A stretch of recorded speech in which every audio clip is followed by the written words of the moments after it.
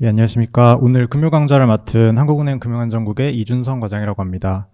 오늘은 최근 우리나라의 금융안정 상황 평가라는 주제로 2025년 6월 금융안정 보고서의 주요 내용에 대해서 설명해 드리는 자리를 가지고자 합니다. 간단하게 오늘 설명의 순서를 먼저 말씀드리겠습니다. 먼저 우리나라의 금융안정 상황에 대해 설명드리기에 앞서 금융안정이란 무엇인지에 대해 알아보도록 하겠습니다. 다음으로는 금융안정 보고서의 내용을 살펴볼 텐데요. 우선 금융안정 상황을 전반적으로 각 부문의 동향 위주로 먼저 짚어보도록 하겠습니다. 또 금융안정 보고서에서는 금융 시스템 내 주목할 만한 사항들에 대해서 주요 현안 분석이나 참고 박스 형태로 심층 분석하고 있는데, 이번 금융안정 보고서에서는 어떤 내용이 다뤄지는지 간단히 소개해 드리겠습니다. 마지막으로는 이번 금융안정 보고서에서 새로 수록되기 시작한 중장기 구조적 리스크 분석 내용에 대해 설명드리도록 하겠습니다. 자, 먼저 금융안정이란 무엇인가에 대해 간략히 정의해 보겠습니다. 금융안정이란 금융 시스템이 원활히 작동하는 상태를 의미한다고 말할 수 있습니다. 보시는 바와 같이 우리 금융 시스템은 크게 금융기관, 금융시장, 그리고 금융인프라로 구성되어 있습니다. 금융기관은 은행이나 그 외 보험회사, 증권회사, 상호금융, 또 저축은행과 같은 비은행 금융기관으로 구성이 되어 있고요. 금융시장은 잘 아시는 대로 주식시장이나 채권시장, 외환시장 등으로 구분이 됩니다. 마지막으로 금융인프라는 금융기관과 금융시장이 그 기능을 잘 하고 또 운영이 잘 될 수 있도록 지원하는 금융제도나 정책, 또 지급결제 시스템 등을 의미합니다. 다시 말해 금융기관들이 정상적으로 자금 중개 기능을 수행하고 금융시장에 대한 시장 참가자들의 신뢰가 유지되면서 금융 인프라가 잘 구비되어 작동하고 있는 상황을 금융안정이라고 할 수 있겠습니다. 자, 그러면 각 구성 요소를 조금 더 구체적으로 살펴보겠습니다. 먼저 금융기관의 안정은 금융기관이 자금의 공급자와 수요자를 효과적으로 연결하고 일부 금융기관이 도산하더라도 시스템의 전체로서는 큰 영향을 미치지 않는 상황을 의미합니다. 반면에 다수의 금융기관이 도산 위기에 처하면 정부나 한국은행과 같은 중앙은행의 지원이 필요할 수 있겠습니다.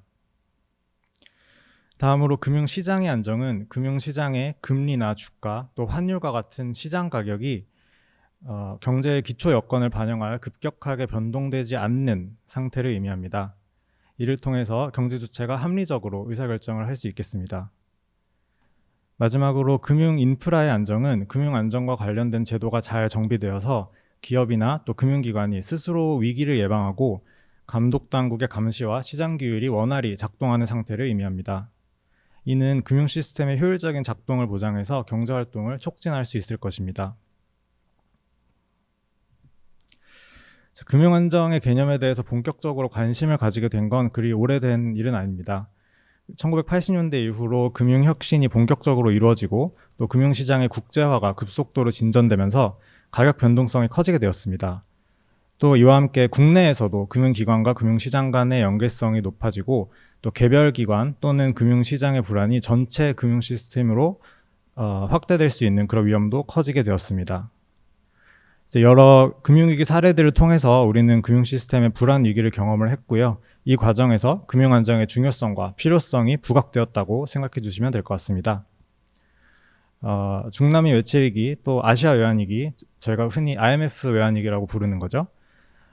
또 글로벌 금융위기 같은 금융 시스템 불안 사례가 연이어 발생하고 이러한 불안이 다른 나라로 전이되는 경우가 발생하면서 금융안정이 정책 당국의 주요 관심사가 된 것입니다. 특히 2008년 글로벌 금융위기 같은 경우에는 이제 금융 시스템이 가장 잘 발달된 미국에서 시작되었다는 점에서 어느 경제도 금융위기로부터 안전하지 않다라는 그런 경각심을 심어주었습니다. 우리나라의 경우에는 일반적으로 1997년에 아시아 외환위기, 그리고 2003년 카드 사태, 2008년 글로벌 금융위기, 또 최근 코로나19 팬데믹 등을 국가 경제에 큰 영향을 미쳤던 주요 위기 사례로 보고 있고요. 여러 연구나 분석에서 그 해당 시기들과 비교해서 현재의 수준이 어떤지를 평가하는 경우가 많습니다. 현재의 금융안정 정책 또 금융안정 체계는 글로벌 금융위기 이후에 구체화되었다고 말씀드릴 수 있을 것 같습니다. 글로벌 금융위기 이전에는 거시건전성 정책으로는 이제 거시 경제 정책으로 물가 안정이나 경제 활성화를 도모를 하고, 또 미시 건전성 정책으로 개별 금융기관의 도산을 막으면 그것으로 금융 안정을 유지할 수 있다고 보았습니다. 그래서 당시 중앙은행은 최종 대부자로서 위기가 터지고 나면 그것의 사후적 수습에 충실하고, 또 평시에 자산 가격 변동에 직접적인 대응을 자제해야 한다는 분위기가 지배적이었습니다. 잘 아시겠지만 요즘에는 대부분의 국가에서 그 자산 가격의 변동성이 너무 커지거나 뭐 흔히 말하는 버블이 생길 수 있다는 위험이 있겠다 싶으면 그 통화 정책의 완화 정도를 조절하는 것이 당연하게 받아들여지고 있는데요. 이때는 그런 것보다는 그 사전적인 조절보다 버블이 터지고 나서 사후에 수습하는 것이 더 중요하게 생각되었다라는 것입니다. 그렇지만 글로벌 금융위기를 겪으면서 미시 건전성 정책, 즉 개별 기관에 대한 건전성 관리만으로는 금융 안정을 달성할 수 없다는 교훈을 얻게 되었습니다. 또 이에 따라서 시스템 리스크를 억제하는 거시 건전성 정책의 중요성이 매우 커지게 되었습니다. 이에 따라서 금융 안정과 관련된 중앙은행의 더 적극적인 역할이 강조되고 있습니다. 이제 그 미시 건전성 정책만으로 금융 안정을 달성할 수 없다는 부분에 대해서 조금 더 부연 설명을 드리겠습니다. 예를 들어서 어떤 은행이 있는데 이 은행이 보유한 자산의 부실 위험이 크게 높아졌다고 가정을 해보겠습니다. 이 경우에 은행이 리스크를 관리하기 위해서는 그 자기가 갖고 있는 자산 중에서 부실 위험이 높아진 자산을 시장에 팔아버릴 수도 있을 것이고요. 혹은 시장에서 추가적인 자금을 조달해서 향후에 발생할 수 있는 불안에 대비를 할 수도 있을 것입니다. 이렇게 개별 기관이 자산 건전성에 대한 관리를 하도록 하는 것을 이제 미시 건전성 측면에서의 건전성 관리라고 할 수 있겠습니다. 만약에 시장에 있는 수많은 금융기관들 중에 하나의 은행만 뭐 자산을 팔거나 자금을 더 조달하거나 하는 식의 미시 건전성 관리를 하게 된다면 그거는 그것대로 크게 문제는 없을 것입니다. 그냥 그 기관이 자기한테 부여된 어떤 규제라든지 혹은 자체적인 리스크 관리를 잘 했다라고 평가할 수 있겠죠. 근데 만약에 시장에 있는 그 은행들이 전부 그러한 방식의 건전성 관리를 한다라고 생각해 보면 좋을 것 같습니다. 그 수많은 기관들이 동시에 어떤 위기를 느껴서 특정 자산을 모두가 팔아버리려고 한다면 그 자산의 가격은 더욱더욱 떨어지게 되겠죠. 그리고 또 그 많은 기관들이 동시에 시장에서 추가적으로 자금을 조달하려고 한다면 결국에는 시장에서 자금을 조달하는 것이 어려워질 것입니다. 그러면 또 다른 자금 시장에까지 영향을 줄 수 있을 것입니다. 결국 이러한 것을 생각해 보면 그 개별 기관 수준에서 자산 건전성을 제고하기 위해서 한 그런 행위들이 결과적으로는 전체 금융 시스템의 정상적인 작동을 방해하는 결과를 낳을 수 있게 됩니다. 그렇게 개별 기관의 입장에서 건전성을 확보하기 위한 행위가 거시적인 측면, 즉 금융 시스템 전체의 측면에서 꼭 건전성을 보장하진 않는다, 그 안정을 보장하지 않는다라는 점에서 단순히 미시 건전성 정책뿐만이 아니라 금융 시스템 전체의 안정을 염두에 둔 거시 건전성 정책이 필요하게 되는 것이라고 할 수 있습니다. 자, 앞서 말씀드린 대로 우리가 글로벌 금융위기를 겪으면서 금융 안정이 국제적으로 중요한 이슈가 되었고요. 그래서 2011년 9월에 한국은행법 개정을 통해 통화신용정책 수행 시에 금융 안정에 유의해야 한다는 내용이 신설되었습니다. 한국은행법 제1조에서 제1항이 이 법은 한국은행을 설립하고 효율적인 통화신용정책의 수립과 집행을 통하여 물가 안정을 도모함으로써 국민 경제의 건전한 발전에 이바지함을 목적으로 한다. 이고요. 이게 우리가 흔히 아는 물가 안정이라는 한국은행의 목적을 보여주고 있습니다. 거기에 제2항인 한국은행은 통화신용 정책을 수행할 때에는 금융 안정에 유의하여야 한다라는 내용이 추가되었습니다. 이를 통해서 한국은행은 통화신용 정책뿐만 아니라 금융 안정 상황에 대한 점검과 분석을 통해 금융 시스템 내 잠재 리스크를 조기에 경보하고 또 바람직한 거시건전성 정책을 제시하는 역할을 담당하게 되었습니다. 구체적으로 보면 한국은행에서는 매년 3월, 6월, 9월, 12월에 금융안정회의를 개최하고요. 이 중에서 6월과 12월에는 금융안정보고서를 작성해서 금융통화위원회의 심의를 거쳐 발간하고 있습니다. 그 외에 3월과 9월에도 그 금융안정 상황을 점검하기 위해 그 금통위 회의 자료를 작성하고 있고요. 이를 보도자료 형태로 배포하고 있습니다. 자, 그럼 이제부터는 2025년 상반기 금융안정 상황에 대해서 설명을 드려보도록 하겠습니다. 먼저 전반적인 금융안정 상황에 대한 종합평가를 말씀드리겠습니다. 2025년 상반기 중 우리나라의 금융 시스템은 글로벌 무역 갈등, 국내외 경기 둔화, 지정학적 리스크 등으로 금융 및 외환시장의 변동성이 확대되었으나 금융기관과 대부문의 양호한 보건력 등을 감안할 때 대체로 안정적인 모습을 보였습니다. 그러나 대내 불확실성 등으로 인한 가계 취약차주와 기업 부문, 그리고 비은행 금융기관의 리스크 확대, 또 수도권 일부 지역의 높은 주택가격 상승세에 따른 금융 불균형 누진 가능성 등은 불안 요인으로 잠재하고 있습니다. 그 우측 상단에 있는 금융 불안지수 FSI를 보시면 이것은 금융 시스템의 단기적인 불안 상황을 나타내는 여러 지표를 종합해서 만든 지수인데요. 2025년 5월 기준으로 20.7을 기록하고 있습니다. 작년 말 19.8에서 상승을 했고 현재 그 12와 24 사이의 주의 단계를 보이고 있습니다. 이를 통해서 보면 이제 우리나라의 단기적인 금융 시스템의 불안 상황은 다소 높은 수준에서 조금씩 상승을 하고 있는 것이 사실입니다만 이후에 다뤄질 우리 금융기관과 대부문의 보건력이 양호한 수준이기 때문에 금융 시스템은 대체로 안정적이라고 평가할 수 있습니다. 자, 하단에 있는 금융 취약성 지수 FBI를 봐주시기 바랍니다. 이것은 중장기 관점에서 금융 시스템의 취약성을 나타내는 지표인데요. 2025년 1분기에 30.2를 기록해서 지난해 3, 4분기 29.3 대비 소폭 상승했지만 여전히 장기 평균인 34를 하회하고 있습니다. 다만 이 역시도 이제 통화정책의 긴축 정도가 지금 점점 완화되고 있는 흐름이기 때문에 시중 유동성이 향후에 늘어나면서 중장기적으로 금융 불균형이 축적될 우려에도 우리가 관심을 가져야 할 필요가 있겠습니다. 이제 각 부문별로 금융안정 상황을 말씀드리도록 하겠습니다. 먼저 신용시장을 가계신용, 기업신용, 그리고 신용 레버리지 순으로 살펴보겠습니다. 가계신용잔액은 2025년 1사분기 말 기준 1928.7조 원으로 전년 동기 대비 2.5% 증가하였습니다. 월별로 보면 작년 9월 정부의 가계대출 관리 강화 등의 영향으로 금년 3월까지는 대체로 둔화되었습니다. 다만 2월 중에 서울 일부 지역에서 그 토지거래 허가구역 해제 등의 영향으로 주택거래가 늘어났고요. 이와 관련된 대출이 4월 이후에 본격적으로 실행되면서 4월 이후에는 가계신용 증가폭이 확대되었습니다. 그 가계부채의 경우에는 부채의 규모뿐만 아니라 가계가 부채를 감당할 능력이 있는지에 대해서도 살펴볼 필요가 있는데요. 가계의 채무상환 부담은 줄어든 것으로 나타났습니다.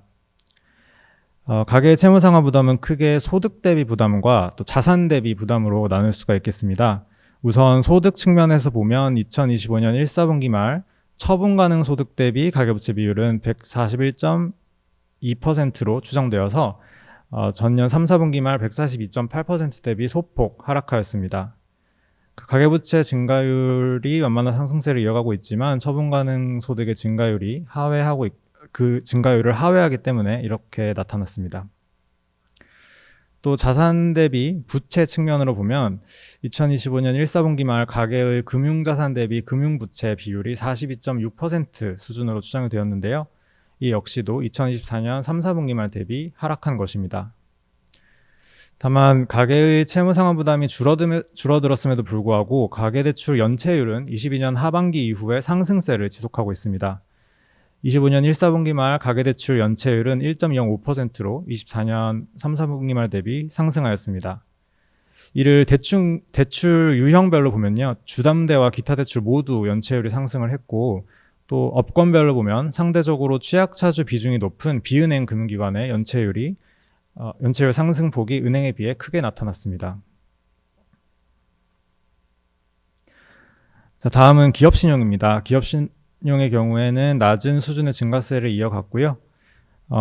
기업의 재무 건전성은 또 성장성과 수익성이 개선되었지만 이자 지급 능력의 경우에는 대기업과 중소기업 간의 차별화되는 모습이 나타났습니다. 한편 연체율은 또 비은행 중심으로 상승했습니다. 조금 더 구체적으로 보겠습니다. 금융기관 기업대출은 25년 1사분기 말 현재 1920.4조 원으로 전년 동기 대비 2.9% 증가하였습니다. 중소기업에 대한 대출 태도가 좀 강화되는 과정에서 비은행 금융기관과 중소기업 대출을 중심으로 낮은 수준의 증가세가 이어지고 있습니다. 금융기관별로 보았을 때는 비은행 기업 대출이 전년 동기 대비 0.5% 증가에 그쳐서 은행 기업 대출 증가율 4.0%를 하회하였습니다. 또 기업 규모별로 보면 대기업은 전년 동기 대비 6.4% 증가한 데 비해 중소기업은 2.4% 증가에 그쳤습니다. 다음으로 기업의 재무 건전성을 보도록 하겠습니다. 그 슬라이드에는 나와 있지 않지만 그 기업의 성장성을 나타내는 매출액 증가율이 2024년 4.8%로 나와서 전년 마이너스에서 상승 전환을 하였습니다. 또 여기 나오는 수익성의 경우에는 저희가 매출액 영업이익률로 보고 있는데요. 이거는 이제 매출액 대비 영업이익의 비중이고 이 매출액 영업이익률이 5.6%를 기록해서 전년 2.8% 대비 상승하였습니다. 한편 기업의 이자 지급 능력은 저희가 이자 보상 배율이라는 지표로 점검을 하고 있습니다. 이자 보상 배율은 총 이자 비용 대비 영업이익으로 나타내는데요. 즉 기업이 영업활동을 통해 번 자기의 이익으로 이자 비용을 얼마만큼 감당할 수 있는지를 보는 것입니다. 기업의 이자 보상 배율은 2024년 3.8배로 나타났고 이는 2023년에 2.0배 대비 상승한 것입니다. 다만 기업 규모별로 보았을 때는 대기업의 이자 보상 배율이 2.1배에서 4.0배로 개선된 반면에 중소기업은 마이너스 0.3배에서 마이너스 0.7배로 악화하는 등 그 차별화되는 모습이 보였습니다. 또 이자 보상 배율이 1을 하회하는 기업, 즉 1년 동안 영업을 해서 그 해의 이자 비용을 갚기도 힘든 기업들을 저희가 취약기업으로 분류를 하고 있는데요. 이 비중은 43.7%를 기록했습니다. 한편 25년 1사분기 말 기업대출 연체율은 2.84%로 전년 3, 4분기 말 대비 0.41%포인트 상승했고요. 업권별로는 비은행에서, 규모별로는 중소기업에서 연체율이 더 높게 나타났습니다. 자, 앞서 가계와 기업 신용의 규모와 증가율 등을 파악을 해보았습니다. 근데 신용시장의 경우에는 당연히 경제 규모, 경제활동 규모가 커지면서 함께 성장하는 측면이 있기 때문에 그 수준을 평가하는 것은 경제 규모에 대비해서 어느 정도 수준인지를 볼 필요가 있겠습니다. 신용 레버리지라는 것이 바로 그러한 측면을 반영한 지표이고요. 이제 명목 GDP 대비 가계 신용, 또 기업 신용 비율을 통해서 과연 우리나라의 신용시장이 어떤 상황인지를 좀 살펴보도록 하겠습니다. 가계 및 기업 신용으로 구성된 민간 신용의 명목 GDP 대비 비율, 즉 민간 신용 레버리지는 2024년 4사분기 말 200.1%로 여전히 GDP의 2배 정도의 높은 수준을 지속하고 있습니다. 다만 그 수준에서 조금 하락세를 이어가고 있습니다. 부문별로도 가계신용과 기업신용 레버리지 모두 하락세가 이어지는 모습입니다. 2024년 말 명목 GDP 대비 가계신용 비율은 89.9%로 2사분기 말 대비 0.9%포인트 낮아졌고요. 명목 GDP 대비 기업신용 비율도 110.2%로 2사분기 말 111.2% 대비 1.0%포인트 하락하였습니다. 자, 그럼 이번에는 민간신용의 최근 증가 추세를 좀 알아보기 위해서 장기 추세와의 차이를 보도록 하겠습니다. 보시면 가계신용 레버리지와 기업신용 레버리지 모두 최근 하락하면서 장기 추세를 하회하고 있는 모습입니다. 그 장기 추세와의 차이를 이용해 시산한 가계신용 갭을 한번 보시면 지금 현재의 가계신용 수준에서 장기 추세를 뺀 값이 이제 가계신용 갭이라고 하는데 이것이 22년 3, 4분기 말 이후에 마이너스를 이어가고 있고요. 마찬가지 방식으로 시산한 기업 신용 갭은 24년 2, 4분기 말 이후 마이너스를 이어가고 있습니다. 자, 다음으로는 자산 시장에 대해서 말씀드리겠습니다. 먼저 채권 시장입니다. 금년 들어 국고채 금리는 경기 둔화 우려가 증대되면서 하락하였다가 5월 이후에 반등하였습니다. 좀 시기별로 자세히 보면 3월까지는 국내 경기 둔화 우려 등 하락 요인하고 또 국채 발행 확대 가능성 등 상승 요인이 엇갈리면서 제한된 범위에서 변동하였습니다. 이후 4월 중에는 미국에서 관세 정책이 발표되고 또 이에 따라 글로벌 통상 환경 불확실성이 심화되면서 경기 둔화 우려가 높아지면서 좀 상당폭 하락을 하였고요. 다만 5월 이후에는 이제 주요국 관세 협상이 진전이 되고 또 미 국채 금리가 좀 상승을 하기도 했고 대선 이후에 우리 새 정부의 확장적 재정 정책 전망이 가세하면서 장기물을 중심으로 반등하였습니다. 다음으로는 주식시장입니다. 주가는 지난해 말까지의 하락세에서 벗어나 큰 폭 상승하였습니다. 상반기 중에는 관세 등 불확실성 등으로 하락하는 경우가 있었지만 4월 이후에 주요국 관세 협상이 진전되고 또 국내 주요 기업의 실적 개선 기대감 등에 의해서 반등을 했고요. 6월 들어서는 이제 정치적 불확실성이 해소가 되고 또 신정부가 주식시장 활성화 정책 등을 이제 내면서 관련 기대가 좀 개선이 돼서 가파른 상승세를 이어갔습니다. 이렇게 주가가 좀 상승을 하면서 6월 11일 기준으로 국내 주식시장의 PER은 8.6배, PBR은 0.97배 수준으로 상승을 했습니다. PER은 이제 Price Earning Ratio라고 해서 우리말로는 주가 수익 비율이라고 하죠. 즉 1주당 가격을 1주당 순이익으로 나눈 값이고요.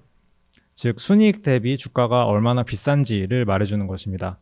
또 PBR은 Price Book Value Ratio로 1주당 순자산 대비 주가로 계산이 되어서 자산 가치에 비한 주가의 수준을 나타내는 지표입니다. 최근에 주식시장이 상승을 하면서 이렇게 PER과 PBR 같은 지표들이 소폭 상승을 하긴 했는데 그래도 여전히 주요 선진국이나 주요 신흥국에 비해서는 낮은 수준을 보이고 있습니다. 자, 다음으로 부동산 시장입니다. 전국 주택매매 가격은 4월 이후에 완만한 하락을 이어갔지만 그 서울 등 수도권과 또 비수도권 간의 차별화 양상이 나타나고 있습니다. 수도권 주택매매 가격은 24년 12월 이후에 하락세를 보이다가 3월 이후에 서울 등 선호 지역의 주택 가격이 급등하면서 상승세를 지속하고 있고요. 반면에 비수도권에서는 계속해서 하락세가 나타나고 있는 등 차별화되는 흐름이 보이고 있습니다. 가격뿐 아니라 거래량도 수도권을 중심으로 회복되면서 지역 간 차별화 양상을 보여주고 있습니다. 다음으로는 저희가 이번 금융안정 보고서에서부터 처음 수록하기 시작한 기타 자산시장 동향입니다. 저희가 이번에 새로 이 파트를 추가를 하면서 국내외 가상자산 시장, 흔히 코인이라고 하죠. 가상자산 시장의 동향을 다루게 되었습니다. 글로벌 가상자산 시장의 시가총액은 올해 초 미 관세정책 경계감이나 경기 침체 우려 등으로 안전자산 선호가 강화되면서 좀 감소하였지만 4월 이후에는 관세 우려가 좀 완화되고 기관 자금도 유입이 되면서 증가로 전환되었습니다. 또 5월 이후로는 미국에서 스테이블 코인 입법 기대가 또 강화되면서 시가총액이 추가로 확대되는 모습입니다. 국내 가상자산 시장은 글로벌 시가총액의 약 2.1%를 차지하고 있고요. 앞으로 투자 규모는 좀 더 확대될 것으로 보입니다. 자, 여태까지 금융안정을 구성하는 금융시장, 금융기관, 그리고 금융인프라 중에서 금융시장을 살펴보았는데요. 다음으로는 금융기관의 상황을 살펴보도록 하겠습니다. 먼저 수익성입니다. 저희는 금융기관의 수익성을 총자산 순이익률, 즉 순이익을 총자산으로 나눈 지표로 점검을 하고 있습니다. 먼저 일반은행은 총자산 순이익률이 25년 1사분기 0.66%로 전년 동기 대비 상승하였습니다. 다음으로는 비은행 금융기관입니다. 설명에 앞서 조금 알려드리자면 저희가 보는 비은행 업권은 크게 5개 업권이고요. 상호금융, 즉 이제 농협, 수협, 산림조합, 신협, 새마을금고를 뜻하는 상호금융이 있고 저축은행, 보험회사, 증권회사, 그리고 이제 카드사나 캐피탈사와 같은 여신 전문 금융회사가 있습니다. 이 중에서 상호금융과 저축은행을 저희가 묶어서 비은행 예금 취급기관이라고 하고요. 보험, 증권, 그리고 여전사는 비예금 금융기관이라는 항목으로 분류를 하고 있습니다. 자, 다시 수익성으로 돌아와서 비은행 예금 취급기관의 수익성은 대체로 부진한 모습을 이어갔습니다. 상호금융의 경우에는 5분기 연속으로 마이너스를 기록을 했고요. 저축은행은 9분기 만에 플러스로 전환을 했지만 여전히 낮은 수준을 보이고 있습니다. 비예금 금융기관의 경우에는 수익성 수준이 비은행 예금 취급기관에 비해서는 높은 것을 그래프로 확인하실 수 있습니다. 다만 그런 상황에서도 수익성이 조금은 하락하는 모습을 보이고 있습니다. 보험회사와 증권회사는 1.26%, 여전사는 1.28% 수준으로 모든 업권에서 총자산 순이익률이 전년 동기 대비 좀 하락하는 모습이 나타났습니다. 또 금융기관의 자산 건전성은 비은행 금융기관 중심으로 다소 저하되었습니다. 저희가 자산 건전성을 볼 때는 주로 고정이하 여신 비율이라는 지표로 보고 있는데요. 이게 개념이 조금 생소할 수 있어서 먼저 설명을 조금 드리겠습니다. 이제 말 그대로 여신, 그러니까 대출 자산 중에서 고정 이하로 분류된 여신의 비중을 뜻하는 것입니다. 이제 금융기관의 자산은 어쨌든 결과적으로는 나한테 회수가 되어야 되는 돈을 우리가 자산이라고 할 수가 있을 텐데요. 근데 아무래도 빌려준, 대출해준 돈들 중에서는 회수가 안 될 가능성을 우리가 항상 생각을 해야 할 것입니다. 그래서 이 자산들을 회수 가능성에 따라서 5단계로 우리가 분류를 하고 있습니다. 그 분류명이 가장 회수 가능성이 높은 것부터 정상, 요주의, 고정, 회수 의문, 추정 손실 순입니다.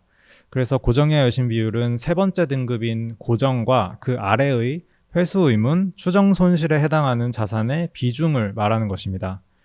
결국 고정이하 여신 비율이란 회수 가능성이 낮은 자산의 비중을 말하는 것이기 때문에 이것이 높다면 자산의 부실 가능성이 높다라고 평가를 할 수 있을 것입니다. 다시 동향으로 돌아오겠습니다. 일반은행의 고정이하 여신 비율은 2025년 1사분기 말 0.42%로 완만하게 상승하고 있습니다. 은행들이 부실채권을 정리함으로써 자산 건전성을 관리하고 있지만 25년 1사분기를 보면 고정이하 여신의 신규 발생 규모가 좀 확대가 된 반면에 정리 규모는 좀 줄어들어서 고정이하 여신 비율이 상승하였습니다. 비은행 예금 취급기관의 자산 건전성은 차주의 채무상환 부담이 지속되고 또 건설 및 부동산업, 업황 부진 등의 영향으로 저하되었습니다.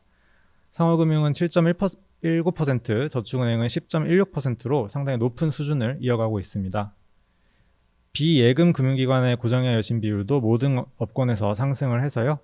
보험회사는 0.91%, 증권회사는 5.24%, 여신 전문 금융회사는 2.36%를 기록하였습니다. 자, 다음으로는 금융기관의 보건력을 점검해 보도록 하겠습니다.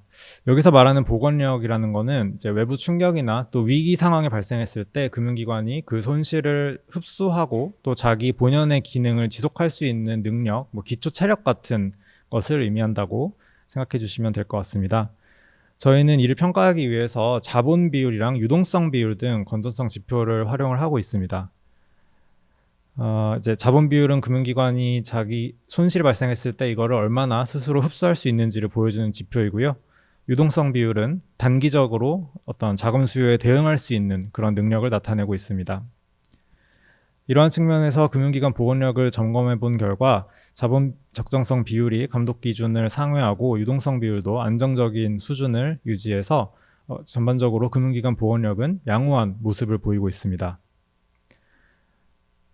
먼저 자본 적정성 비율을 보면 일반은행 자기자본 비율이 17.7%를 기록하고 또 모든 개별은행이 감독 기준을 크게 상회하고 있었습니다. 또 비은행의 경우에도 모든 업권에서 자본 적정성 비율이 규제 비율을 상회하는 등 손실 흡수력이 양호한 것으로 나타났고요. 다음으로 유동성 비율을 보시면 일반은행 유동성 커버리지 비율도 이제 25년 4월 말 116.7%를 기록해서 지난 9월 말 대비 상승했고 모든 개별은행에서 감독 기준을 상회하고 있습니다. 비은행 금융기관의 경우에도 유동성 대응 능력이 상대적으로 양호한 것으로 나타났습니다. 다음으로 금융기관 간 상호 연계성 측면을 좀 볼 텐데요. 상호 연계성은 이제 외환 파생 상품 거래 증가, 또 투자 펀드로의 자금 유입 등으로 이제 은행과 비은행 간 그리고 비은행권 내의 거래를 중심으로 상호 거래가 증가하였습니다. 우리나라 금융 부분의 총자산이 약 1경 1,520조 원 정도로 추산이 되는데 여기에서 상호 거래가 차지하는 비중도 2024년 말 34.5%로 전년 말 대비 증가하였습니다. 이 그림을 보시면 녹색으로 표시된 투자펀드, 국내은행, 신탁, 증권 요것들이 이제 우리나라의 상호 거래에서 또 중심적인 역할을 수행하는 업권들이라고 봐주시면 될 것 같습니다. 다음으로 대부분과 관련한 금융안정 상황을 살펴보겠습니다. 먼저 외환시장에서는 25년 상반기 중 원달러 환율이 큰 폭 상승 후 하락하는 등 좀 높은 변동성을 보여주고 있습니다. 그 좌측 그래프 중에서 오른쪽 걸 보시면은 2025년 2, 4분기 중 원달러 환율 변동성이 0.59%로 나타나서 바로 그 전분기 0.36% 대비 크게 확대된 모습을 보이고 있습니다. 이제 상반기 중에 이제 관세 관련해서 이러저러한 변동이 있었던 것이 변동성을 확대시키는 이유였다고 생각이 되고요. 한편 이제 외화자금 시장에서는 대외 외화 조달 여건이 대체로 양호한 모습을 나타내고 있습니다. 은행의 외화 차입 장단기 가상금리는 안정적인 수준을 유지를 했고, 또 일반은행의 CDS 프리미엄 같은 경우에도 금년 3, 4월 중에 이제 관세 정책과 불확실성 등으로 일시 상승을 했다가 빠르게 하락을 해서 이전 수준으로 회복하였습니다. 다음으로는 대외 부문에서 자본 유출입 상황을 살펴보겠습니다. 먼저 외국인 국내 증권 투자는 25년 1에서 6월 중 144.3억 달러 순유입을 나타냈습니다. 그 중에 주식 자금은 106.2억 달러 순유출이었고요. 채권 자금은 250.4억 달러 순유입이었습니다. 한편 거주자의 해외 증권 순투자 규모는 2025년 1에서 4월 중 502.2억 달러로 전년 동기 대비 큰 폭 증가하였습니다. 마지막으로 대외 지급 능력의 경우에 대외 채무 비율이랑 단기 외채 비중이 하락하는 등 양호한 모습을 보이고 있습니다. 명목 GDP 대비 대외 채무 비율을 보면 25년 1사분기 말 37.1%로 이제 전년 3, 4분기 대비 하락을 했고요. 대외 채무 중에 단기 외채 비중도 전년 3, 4분기 대비 하락한 수준을 보이고 있습니다. 자, 여기까지가 금융시장과 금융기관의 상황을 살펴본 것이고요. 이제 남은 것은 금융인프라입니다. 그 거시 건전성 정책을 포함한 이제 각종 금융제도나 정책이 금융 시스템을 구성하는 여러 부문에 굉장히 지대한 영향을 미칠 수 있기 때문에 이제 금융안정 상황에 대한 모니터링 시에 정책 부문을 보는 것이 매우 중요하다고 할 수 있을 것 같습니다. 그래서 이번 25년 6월 금융안정 보고서부터 금융제도와 정책 동향을 함께 점검하기로 하였습니다. 먼저 거시 건전성 정책 동향을 보면요.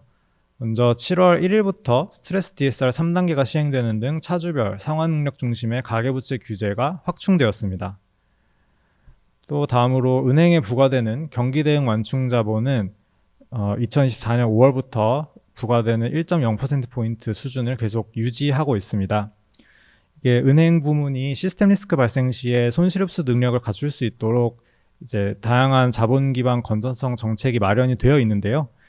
경기대응 완충 자본의 경우에는 과도한 신용 팽창기 이후에 발생할 수 있는 손실 위험 등에 대비하기 위해서 좀 사전적으로 은행한테 너희 추가 자본 적립을 해라 이런 식으로 의무를 부여하는 것입니다. 그 외에 팬데믹이나 이제 PFABCP 불안 사태 같은 자금 시장 불안에 대응하기 위한 금융규제 유연화 조치도 전반적으로 자금 시장이 안정화됨에 따라서 단계별로 정상화되고 있습니다. 그 외에 이제 금융안정 정책 동향으로는 금년 9월부터 이제 예금 보호 한도가 5천만 원에서 1억 원으로 상향되고 또 토지 신탁과 관련된 건전성 규제 등이 개선되는 것들이 있습니다. 마지막으로 한은금융망 등 주요 지급결제 시스템, 대표적인 금융 인프라겠죠. 이런 것들도 리스크가 안정적으로 관리되고 있는 상황입니다. 자, 이상에서 살펴본 바와 같이 우리나라 금융 시스템은 양호한 보건력에 힘입어서 대체로 안정적인 모습을 유지하였습니다. 다만 글로벌 통상 환경의 불확실성이 지속되고 또 국내외 실물 경제의 성장세가 둔화되는 등 대내외 여건이 금융 안정에 미치는 영향에 유의해야 할 필요가 있습니다. 특히 성장세가 둔화된 가운데 통상 환경의 변화나 지정학적 리스크가 금융이나 외환 시장의 변동성을 확대시킬 우려가 좀 있고요.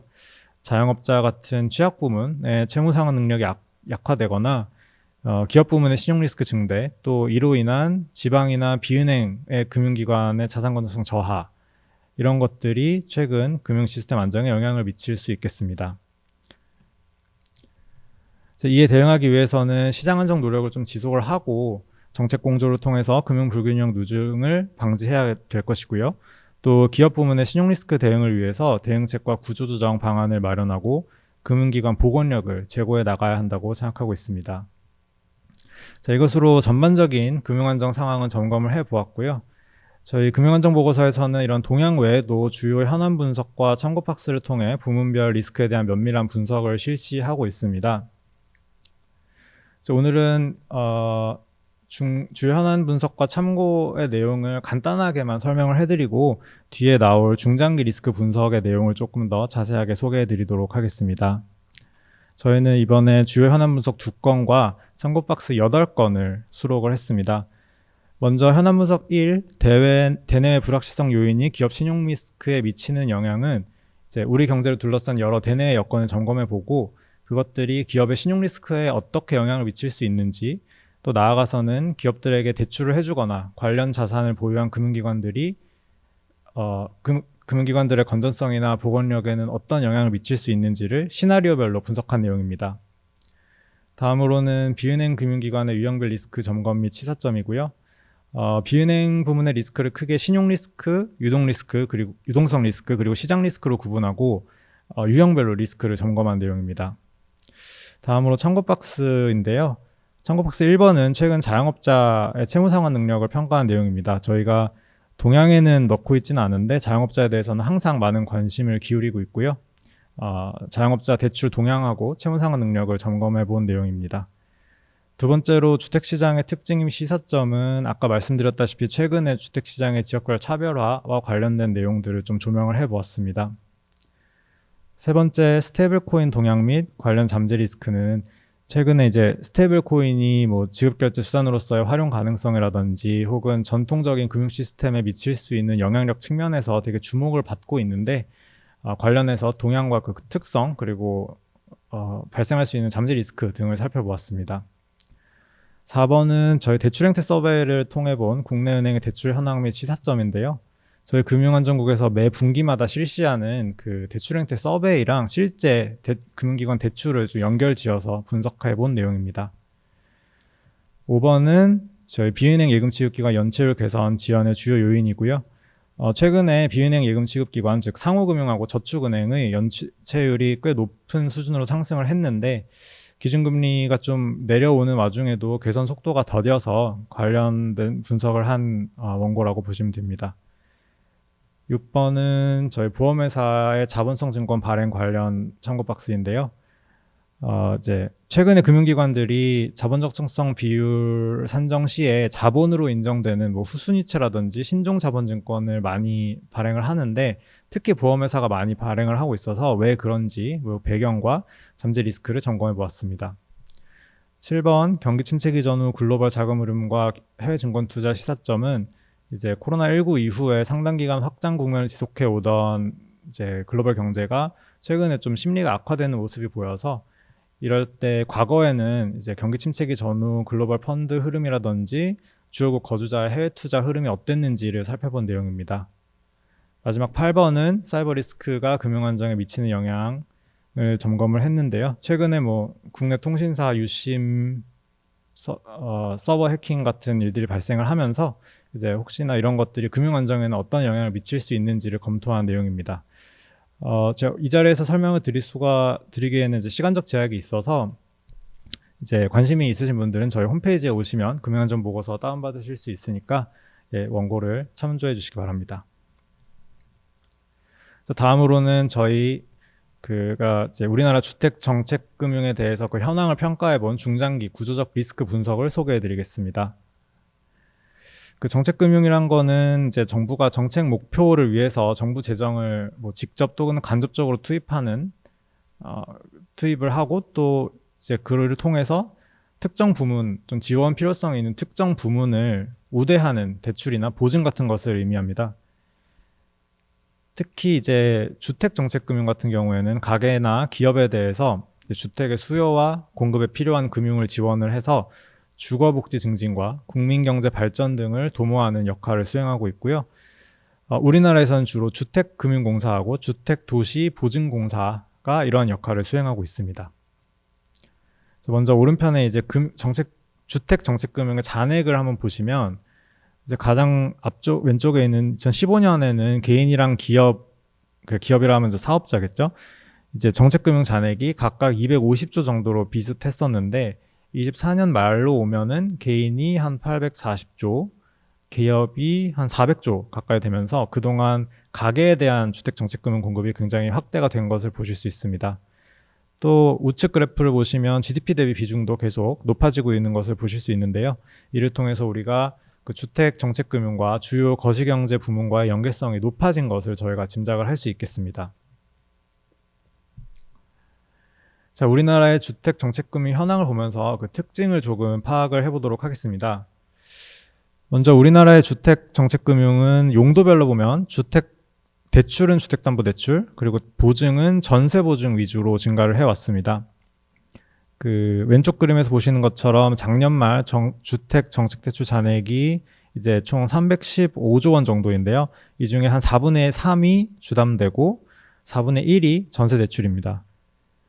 또 용도별 정책대출 추이 그래프에 이제 녹색 꺾은 선으로 표현된 게 은행 자체 재원에 주담대고 청색 꺾은 선이 이제 정책 대출의 증가율인데 정책 대출 증가율이 더 높은 것을 보실 수 있고요. 또 하나 특징이라면 이제 전세 대출의 비중이 증가하고 있다는 것도 좀 특징적이라고 볼 수 있을 것 같습니다. 또 우측 그래프를 보시면 이거는 이제 보증을 나타내고 있는데요. 전세금 반환 보증, 즉 가장 아래에 있는 짙은 청색 막대가 한 24%까지 그 비중이 확대된 것을 보실 수 있습니다. 자, 다음으로는 이제 우리가 저출생 그리고 고령화에 대응하기 위해서 2018년부터는 신혼부부 그리고 또 유자녀 가구를 중심으로 정책대출 지원이 확대되었다는 것도 좀 주요 특징으로 볼 수 있을 것 같습니다. 좌측 그래프를 보시면요. 이거는 가계금융복지조사 데이터를 바탕으로 해서 무주택 세대주 중에 정책대출을 받을 수 있는 그 요건을 충족하는 가구의 비중을 추정한 것입니다. 이제 청색 막대로 표현된 게 이제 일반 대출 상품이고, 이거의 경우에는 상대적으로 소득 수준이 낮은 청년층에서 그 대상 비중이 높은 걸 확인하실 수 있습니다. 다만 이제 자녀 요건이 반영이 되면 아무래도 장년층, 그러니까 여기서의 장년층은 만 35에서 49세를 얘기하는데 이제 유자녀 가구 요건을 추가하게 되면서 이제 장년층에서 수혜 비중의 증가폭, 그러니까 청색에 더해진 황색 막대의 크기가 좀 더 큰 것을 확인할 수 있습니다. 또 다른 특징으로는 최근에 2차 보전 방식의 공급이 확대되었다는 점입니다. 그 2차 보전 방식은 이제 기금을 그 자체로 대출을 해주는 게 아니라 이제 은행이 대출을 해주고 그 이자율의 차이를 보전해주는 방식인데요. 이제 대출의 재원은 시중은행 자체의 자금인데 일반 그 은행의 대출 금리하고 정책 대출의 좀 더 낮은 그 차이를 정책 대출을 공급하는 기관에서 일부 보전해주는 구조를 의미합니다. 예를 들어서 제가 이제 은행에 가서 돈을 1억을 빌린다고 가정을 하면 뭐 일반적인 은행 상품의 금리가 한 10%라고 생각을 해보겠습니다. 그리고 정책 대출은 5%라고 가정을 해보겠습니다.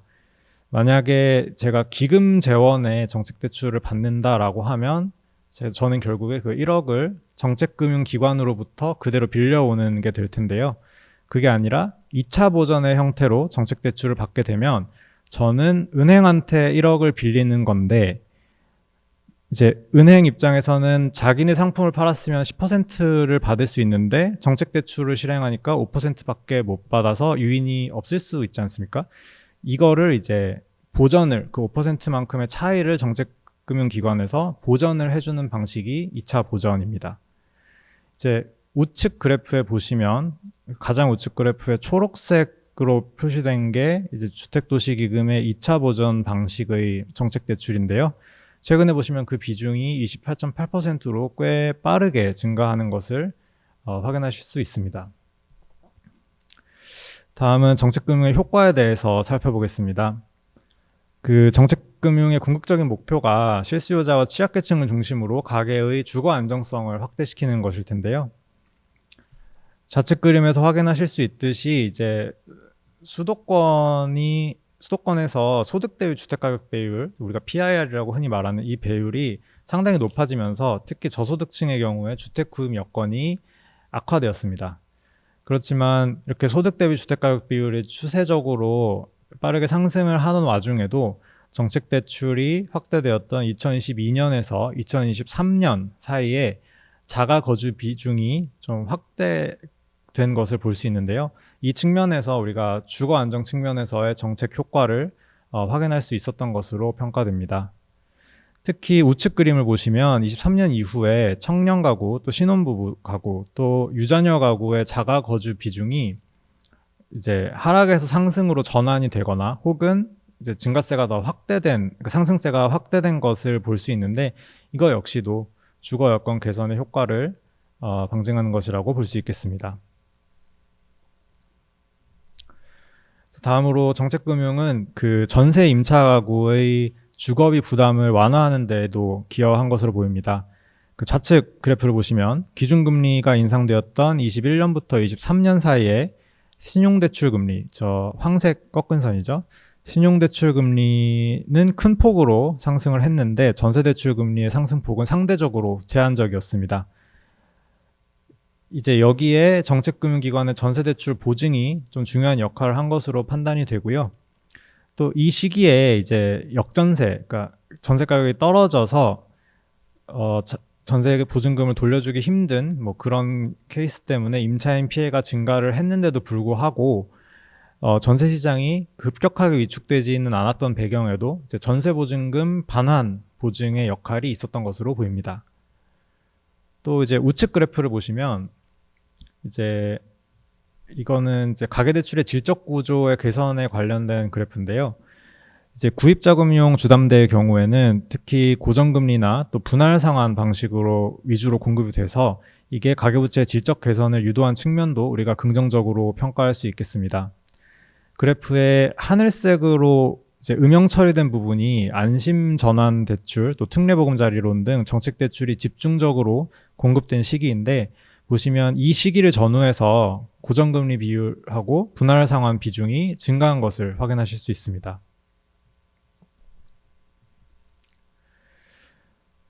또 이제 주택금융공사가 이 정책금융을 통해서 자본시장 발전과 또 고령층의 노후 생활 지원 측면에서 중요한 역할을 수행하고 있습니다. 좌측 그림에서 보시는 것처럼 MBS, 우리가 주택저당증권이죠. MBS 발행 잔액은 2023년 말 기준 약 150조 원까지 확대됐고요. 유동화 증권 시장에서 여전히 높은 비중을 차지하고 있습니다. 우측 그림은 이제 주택연금 현황을 보여드리고 있는데요. 주택연금은 흔히 이제 영모기지라는 단어로 좀 유명하죠. 그 가구가 보유한 주택을 금융기관에 담보로 제공을 하고 연금처럼 매월 현금을 이제 수령하는 상품을 얘기를 합니다. 그러니까 노후에 소득이 없고 자산만 있는 상황이면 주택만 갖고 있다 이러면은 이런 식으로 생활 자금을 충당할 수 있을 것입니다. 이제 우측 그림에서 보시면 주택연금 상품의 가입자 수와 또 보증 공급액이 지속적으로 증가한 모습을 확인을 하실 수가 있고요. 특히 주택연금 같은 경우에는 민간 상품의 활용도가 좀 낮은 편입니다. 그래가지고 이제 주금공의 다양한 정책적 지원이 긍정적인 효과를 거두고 있는 것으로 보입니다. 이제 정책대출은 공급기관이 자금을 조달하고 또 대상 가구에 금융을 공급하는 그 긴 과정을 거치면서 정부 재정, 또 주택시장, 가계부채, 금융기관 등 이제 다양한 거시경제 부문에 영향을 미칠 수가 있을 것입니다. 이제부터는 금융안정 측면에서 정책대출의 잠재 리스크를 좀 살펴보도록 하겠습니다. 그에 앞서서 먼저 이제 정책대출의 공급 요건과 관련된 분포를 좀 살펴볼 텐데요. 이 그래프들이 이제 전체 가구 수에서 소득 수준, 뭐 주택가격 혹은 전세 보증금이 일정 수준 이하인 가구 수 비중을 나타낸 것입니다. 예를 들어서 이제 왼쪽 그래프 두 개 보시면 이제 그 신생아 출산 가구를 대상으로 한 대출 요건이 맞벌이 기준으로 소득 2억 원, 그러니까 20이겠죠. 1,000만 원 단위니까 맨 왼쪽 그래프 기준으로 2억 원이고 주택 가격 기준으로는 9억 원까지 확대가 됐는데, 보시면 소득 상한 2억 원이 96.4%, 또 주택 가격 9억 원은 93.1% 수준인 거를 확인할 수 있습니다. 그러니까 사실은 대부분이 정책대출 요건에 해당되고 있다. 물론 이거는 수정치기 때문에 뭐 정확한 숫자는 아닙니다만 상당히 이제 정책대출의 수혜층이 넓어진 상태다라고 보실 수 있고요. 또 오른쪽 그림을 보셔도 전세대출의 보증금 관련 분포인데, 특히 이제 비수도권 같은 경우에는 전세 가격 수준이 좀 낮아서 보증금 상한이 거의 지금 98% 수준까지 도달해 있는 것을 보실 수 있습니다. 그러니까 우리가 저출산 고령화와 같은 어떤 인구 구조 변화 대응을 위해서 정책 대출 공급을 좀 신혼이나 출산 가구로 확대를 했는데, 이 과정에서 좀 소득이 낮지 않은 가구까지도 수혜 대상에 많이 포함된 상태다라고 생각을 해주시면 될 것 같습니다. 이제 가계부채 측면에서의 잠재 리스크를 평가를 해보도록 하겠습니다. 이제 첫 번째가 가장 주목하실 만한 내용이고요. 이제 정책 대출이 전체 가계 신용에 차지하는 비중은 계속 증가를 하고 있는데, 이제 현재 DSR 규제에서 정책 대출이 제외되어 있어서 이 정책 대출이 계속 증가하는 것이 현재의 그 상환 능력 중심의 DSR 규제 실효성을 약화시킬 수 있다라는 우려가 제기되고 있습니다. 이제 규제 대상 확대 시 적용 비중 변화 이걸 보시면, 이제 DSR은 총 대출액 1억 원 이상 차주를 대상으로 적용이 되는데, 이제 중도금이나 이주비, 또 전세 대출, 정책 대출 등은 적용이 되지 않고 있습니다. 그래서 이걸로 봤을 때 전체 가계 대출 중에 약 76%가 1억 원 이상 대출이고, 이 중에서 45%만큼은 DSR에 적용이 되고 있지만 나머지 31%는 적용이 되지 않고 있는 상황이고요. 정책 대출을 DSR에 포함을 시키면 이제 전체 대출에서 DSR 규제가 적용되는 비중은 약 5.6%포인트 상승하는 것으로 추정되고 있습니다. 우측 그림에서 보시면은 정책 대출 보유 차주의 연체율이 아직 이제 미보유 차주에 비해서는 좀 낮은 수준이기는 하지만, 최근에 보시면은 이제 특히 고 DSR 차주를 중심으로 빠르게 상승하고 있어서 이제 DSR 등을 통해서 건전성을 좀 정교하게 관리할 필요성이 있어 보입니다. 다음으로는 주택시장 관련 리스크고요. 많이들 아시는 바와 같이 주택정책금융의 과도한 공급이 주택시장 상황에 따라서는 주택 가격의 상승 요인으로 작용할 수 있을 것입니다. 가장 좌측 그래프랑 우측의 그래프를 봐주시면은 18년, 19년 사이에 전세대출 보증이 좀 크게 확대가 되고 이후에 저금리가 이어지면서 전세 가격이 21년까지 상승세를 보였습니다.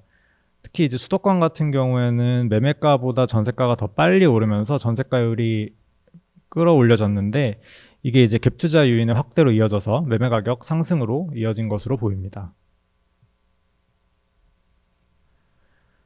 또 저희가 재정 건전성 측면에서도 좀 리스크에 유의해야 할 것으로 보입니다. 현재까지는 공급기관이나 기금의 재정 건전성이 양호한 수준을 유지하고는 있는데, 향후에 전세보증금 반환보증이나 2차 보전 대출이 확대될 경우에는 재정 부담이 증가할 가능성이 있습니다. 실제로 21년부터 전세 가격 하락이 지속되면서 그 보증 사고, 그러니까 전세 보증금을 돌려주지 못한 거를 대신 갚아주는 그런 대위 변제 규모가 증가를 했고요. 주택도시보증공사의 경우에는 이제 22년부터 영업이익이 마이너스로 전환된 상황입니다. 또 이제 2차 버전 대출이 증가했다라는 말씀을 아까 드렸는데, 이거 역시도 이제 대출 상환 시까지 계속해서 이 2차를 보전을 해줘야 되기 때문에 장기적인 재정 부담으로 이어질 수 있을 것입니다.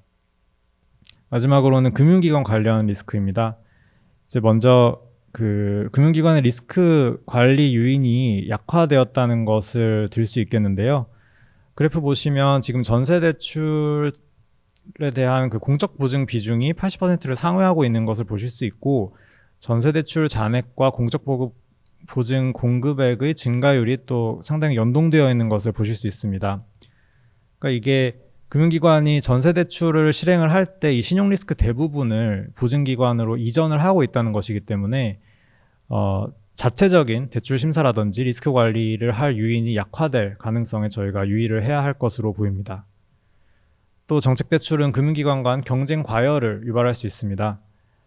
예컨대 22년 하반기에 이제 주택금융공사가 50년 만기 보금자리론을 공급을 하면서, 그 전까지는 좀 은행이 자체적인 주담대를 덜 하다가 이제 경쟁적으로 50년 만기 상품을 출시를 하면서 좀 상환 능력이 부족한 차주에게까지 좀 무분별하게 주택담보대출을 공급하는 현상이 나타나기도 했습니다. 이상과 같이 주택정책금융은 실수요자의 대출 접근성을 높이고 주거 여건을 개선하는 데 기여를 한 것은 사실입니다만, 동시에 금융안정 측면에서 여러 리스크를 내포하고 있다는 점도 우리가 간과해서는 안 될 것 같습니다. 이에 따라서 정책 목적을 유지하면서도 관련 리스크를 최소화하기 위한 운영 방식의 개선이 필요할 것으로 보입니다. 그 첫 번째로는 이제 정책 대출에도 DSR 규제를 단계적으로 적용할 필요가 있습니다. 예를 들어서 초기에는 좀 더 완화된 기준을 도입을 하고 이후에 점진적으로 기준을 강화하는 방안을 검토할 수 있을 것이고요. 또 아까 보셨다시피 전세대출의 공적 보증이 굉장히 높은 상태이기 때문에 이런 부분에도 좀 DSR 규제를 확대 적용할 필요가 있지 않나라는 생각을 해보았습니다. 두 번째로는 정책금융의 공급 규모를 좀 적정 수준으로 관리해야 할 것으로 보입니다. 아까 분포를 잘 보셨을 텐데요. 최근에 이제 인구 구조 대응 과정에서 소득이 높은 가구에까지도 정책대출 지원이 확대된 측면이 있기 때문에 향후에는 보다 실수요 또 취약 가구 중심으로 제도를 개편하고 일반 가구에 대해서는 소득 요건이라든지 금리 한도 이런 것들을 조정할 필요가 있겠습니다. 또 이제 전세 대출 보증 비율을 좀 인하하는 것이 필요해 보입니다. 실제로 정부는 이제 최근에 발표된 6월 27일 가계부채 관리 강화 방안을 통해서 이제 정책대출 한도를 좀 축소를 했고요. 한 20% 정도 축소를 했고, 또 전세대출 보증 비율의 경우에도 수도권과 규제 지역에 한해서는 그 전에 이미 100%에서 90%로 한번 일원화를 시켰는데 그 이후에 다시 80%로 낮추기로 발표한 바가 있습니다. 이건 이제 7월 21일부터 시행을 하고 있는 것이고요. 다음으로 이제 취약계층에 대한 정책금융 지원은 그래도 더 강화되어야 된다고 봅니다. 이제 그 저소득 취약 가구에 대해서는 현재와 같이 좀 낮은 금리의 대출을 우선적으로 공급을 할 필요가 있겠고, 이제 그 과정에서 가구의 소득이나 생애 주기 또 가구원 수 등을 감안해서 금리 우대 폭과 대출 기간 등을 차등 적용하는 방식이 바람직할 것으로 보입니다. 또 이제 주택 정책 금융을 이제 가계가 집을 사거나 하는 식으로 가계에 대한 직접 지원에서 이제 기업이 주택 공급을 촉진할 수 있도록 그런 쪽으로 좀 전환할 필요도 있어 보입니다. 그 보시면 최근에 사업자 보증 증가율이 이제 개인 보증 증가율에 비해서 굉장히 낮은 거를 보실 수가 있고요. 보시면 또 이제 보증 중에서 사업자 보증의 비중이 계속해서 하락하고 있는 게 그래프로 보이고 있습니다. 사업자 보증을 좀 더 확대함으로써 주택 건설 자금 조달을 원활하게 하고 또 이제 공급을 촉진해서 중장기적으로는 주택 시장의 안정을 추구할 수 있을 것입니다. 다만 이 과정에서 이제 최근에 문제가 많이 된 부동산 PF 리스크 같은 것들이 또 재발될 가능성이 있기 때문에 이제 자기 자본 비율이 좀 높은 사업장에 대해서 보증료를 할인하는 등의 방식을 통해서 이제 금융기관들 스스로도 자본 확충을 유도하는 방식으로 저희 좀 병행을 해가지고 건전성 관리를 유도할 필요가 있어 보입니다. 이것으로 오늘 준비한 강의를 마무리하겠습니다. 모두 경청해 주셔서 감사합니다.